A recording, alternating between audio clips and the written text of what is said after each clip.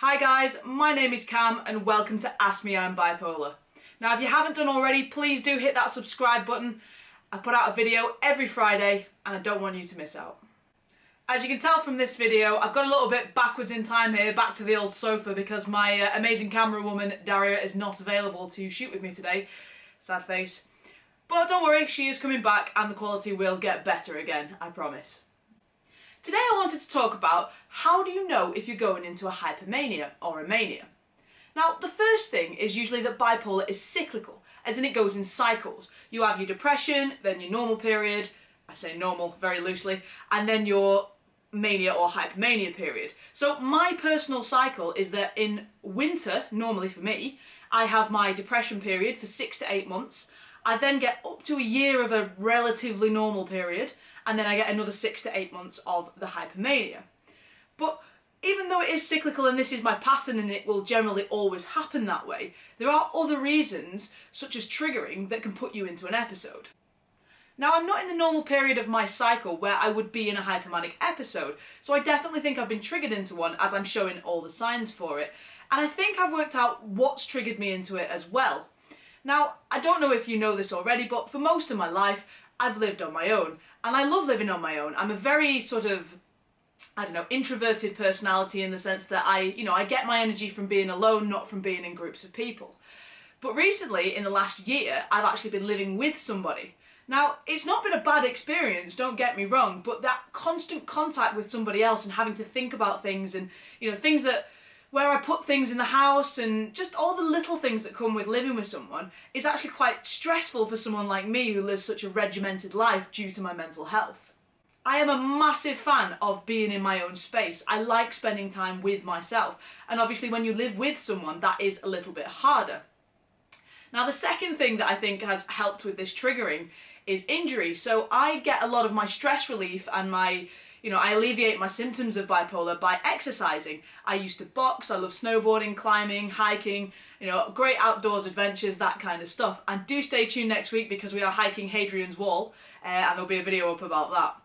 But I haven't been able to do that for the last year or two because I dislocated my shoulder snowboarding, then I injured my knee, then my other shoulder had bursitis, which is apparently because I've overloaded it compensating for that shoulder, and then my other knee started getting a bit dodgy. So all the things that I would normally do to alleviate that stress from myself, I've not been able to do, which has been really, really hard. And finally, I'm feeling a little bit better, hence the hike next week. In the last month or so, I've had this really weird feeling like, how to describe it, like I'm standing on the edge of a cliff. And that cliff edge is the difference between hypomania and not hypomania. And I couldn't tell for a fair while, maybe 2 months there, whether I jumped off the cliff and it was now impossible to get back from that hypomania, or whether I was still kind of teetering on the edge and there would be a possibility of me pulling myself back and sort of continuing without going into an episode. But I think it's pretty clear now that I have been triggered into an episode and I'm just going to have to go with it and deal with it as I get there. So the question is, how do I know that I'm going into a hypomanic episode? Now, I don't know whether you can tell from these videos, but right now I think I'm controlling myself quite well. My rapid speech isn't as bad as I think it should be because I'm concentrating on it. But there are some clear signs of when you go into hypomania. So here are 10 signs or 10 red flags that you might be going into a hypomanic episode. Number 1. Having unusual motivation or energy bursts. Now, there are a lot of highly ambitious people out there and I consider myself one of them. I love high energy activities in general, so it is harder for me to spot. But if you aren't that kind of person that wants to be on the go all the time and you suddenly feel like you are doing that, that could be a sign of hypomania. It could manifest in ways like staying late after work, engaging in more social activities, or even just things like, you want to tidy your house every evening. Just little things where normally you'd be sat down and going, okay, I'm done for the day. But for some reason, you've just got extra energy, extra motivation on a consistent period. And you're just like, okay, I'm going to do this, I'm going to do that, I'm going to do this, I'm going to do that. That's generally one of the signs. Number 2, creative bursts. Now, I find this one happens to me quite a lot. I suddenly get ideas for things and I'm like, oh, we could do this, or we could do that, or let's climb Kilimanjaro, or, and I have little ideas where I'm just like, we're gonna do this. And to me, it's just like I'm excited about something, I'm enthusiastic, and it sounds completely natural to me. But to other people, they're just like, whoa, a minute. Hold on a minute. If we're gonna climb Kilimanjaro, there's a lot of planning that needs to get into place there. It might not just be like big ideas like Kilimanjaro. I bring that up because that is something that I do want to do, but it could be little things like, you're getting creative ideas for music or for poetry, or you're writing, or one of the things that I did is, I started writing a novel multiple times in Hypomania and never actually got to the end of it. So again, it's just looking at what's normal to you and seeing if it's going out of the realms of your normality. Number 3, feeling paranoid. Now, this can manifest in a multitude of ways. It could be something really small, like being at work and you've got that anxious voice in your head, where it's like, oh, my boss doesn't like me, he doesn't think my work's good enough, my colleagues don't like me, things like that. Or it could go even further to the point where if you're with somebody, you could be like, well, they must be cheating on me. And it might not even be a normal thing for you to be a jealous person or a paranoid person. And I know, especially for me, because this does happen to me, I am the least jealous person you'll ever meet. If when I'm with somebody, I don't say to them where you're going, who you're going out with. Like, I just want to know they're safe, that's it. But sometimes when I'm getting into hypomania, I'll be like, oh, well, they've stayed out really late, maybe they're seeing somebody else. And then I have to catch myself and go, that's not normal. That's not how I normally think. So feeling paranoid can be an indicator. Another side of that as well is also feeling unsafe with the paranoia. People are going to break into your house, if you're walking down the street, people might attack you. And it's generally gravitating around these negative feelings. It's never really, paranoia is never a good thing. Number 4 is bad time management. Now, I am notorious to my friends at having bad time management to start with, so I can't always tell when it comes to me on this one. But if you are someone that is really punctual all the time and suddenly you're turning up an hour late for things, that could also be an indicator. Another side of time management would be taking on too many tasks. So, you're like, oh, okay, I've got 8 hours to do this project at work, and where normally you just sit down and get on with it, suddenly you're going, well, I've got 8 hours, so I can do this, and I can do this, and I can do this, and I can do this, and then I'm going to go out, and I might go to the gym in between, and I might, just cramming everything into a small space of time, which is usually impossible to do. And you often find that you then start failing at things and, not being able to attend things, and then it starts going a bit wrong. But just have a look again, it depends what's normal to you, what your schedule's like, and how much stuff you're trying to cram into it. Number 5, the brain-mouth filter is gone. And this does happen to me. I've been called, let's say, abrupt a few times. So if somebody asks me a question, I just blurt out exactly what I'm thinking instead of sort of putting any tact or empathy onto what I'm saying. Now, this can come across as kind of offensive to a lot of people. I've been told before that I've offended people when I've absolutely not meant to do it. And it is a characteristic of going into hypomania or mania. That brain-mouth filter just disappears. Number 6 is spending too much money. Now, I have to keep a really close eye on this, and I do have a video out there called Mania and Money Management, so do check that out if you are a person that has this particular symptom. Spending things and spending amounts of money that you don't even have are a common symptom of bipolar mania or hypomania. Now, I do get that grandiose idea thing of like, oh, I'm going to buy this, I'm going to buy that. I'll go, my thing's always like outdoor stuff, hiking, climbing equipment, things like that. I'm like, yeah, sure, I can afford a £400 sleeping bag, why not? I'm clearly going to need that in this English weather right now. So, just have a look at what your normal spending is, and then have a look at the things that you're suddenly having ideas about what you want to buy. And one of the things I've noticed with myself as well is sometimes I want to buy things that I have absolutely no use for. So, I'm looking at something, I'm like, yeah, sure, I really want that teddy bear. I don't collect teddy bears, I have no interest in teddy bears, so why? But that's the mania. So it's definitely one to keep an eye on. Number 7, feeling unusually irritable or angry. Now, unfortunately for me, this is one of my biggest symptoms when it comes to hypomania. And it does affect those people around me, which is why it's one of the worst in my opinion. I get really, really angry. And when I say angry, I don't just mean like normal angry. I mean, I lose it. I will scream at the top of my voice. I can just explode. And it's usually for no reason. Now, I'm lucky in the sense that my support network around me are fully aware that when I start acting like this, it's very out of character for me. So it's a clear indicator that I'm going into a hypomania, and then, we can deal with it. But it is the hardest one to deal with for those around you. It can start with low-level irritations. I find things like noise, particular noises start really annoying me. Busy places annoy me. Then it turns around to, how people say things I take it wrong, and then I start getting annoyed at them because I think they're kind of insulting me maybe when they're not. I can't understand tonality anymore. Facial expressions become a little bit harder to read, and I always assume the worst.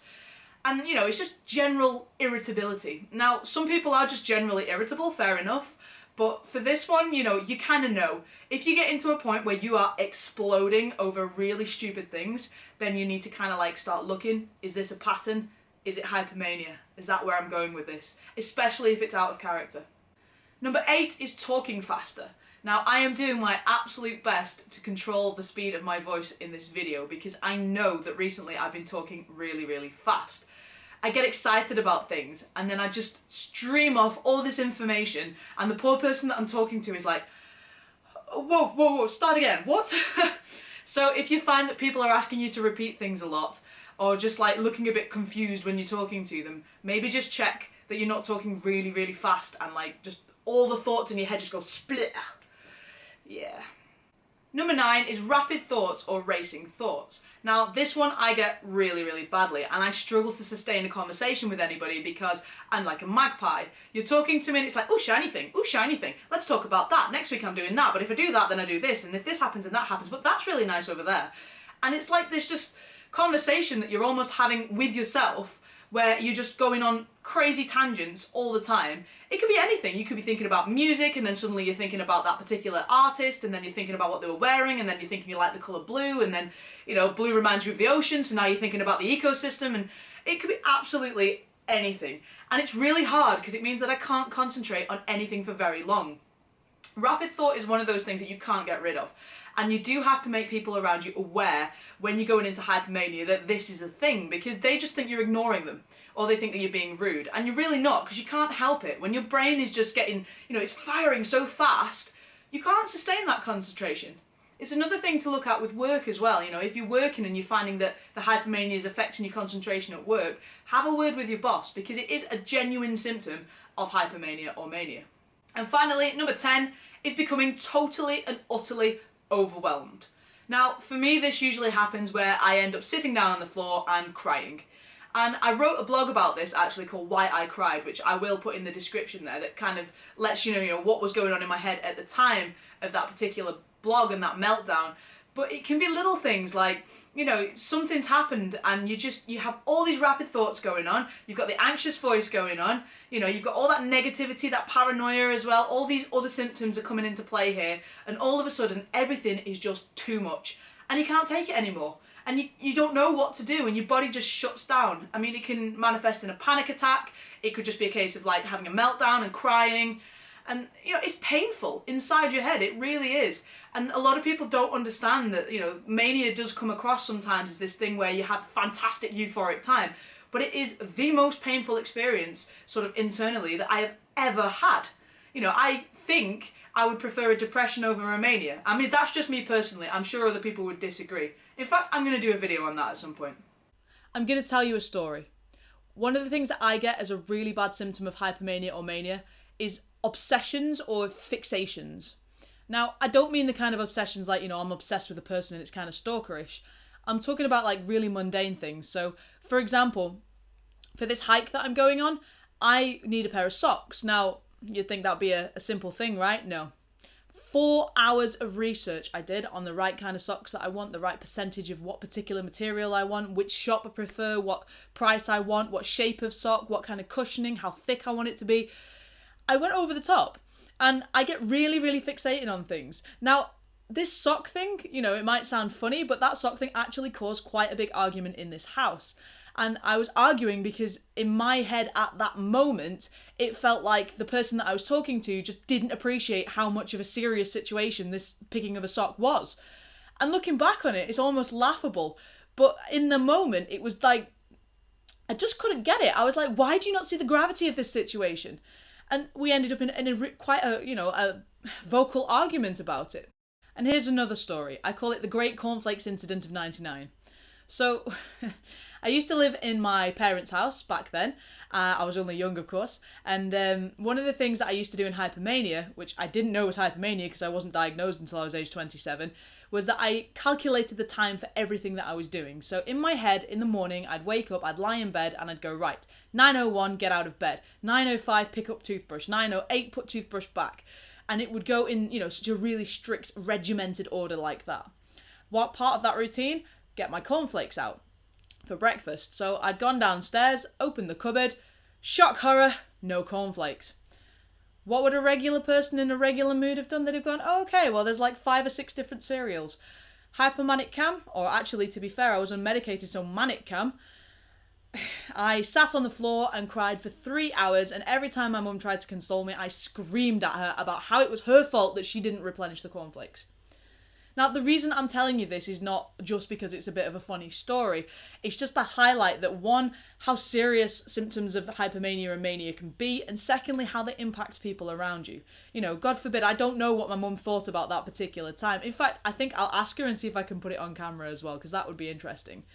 But obsessing and fixating is a really, really common symptom of hypomania and mania. Thank you for listening as always. I hope you found it at least educational, if not a little bit enjoyable. Please do put your thoughts and your comments down in the section below. I want to know what you think about hypomania. What symptoms do you personally get? And do you agree with my list of 10 there? As always, you can find me on Facebook, Instagram and on Twitter. And if you haven't done already, hit that subscribe button. And don't forget to check out askmeimbipolar.com. See you later.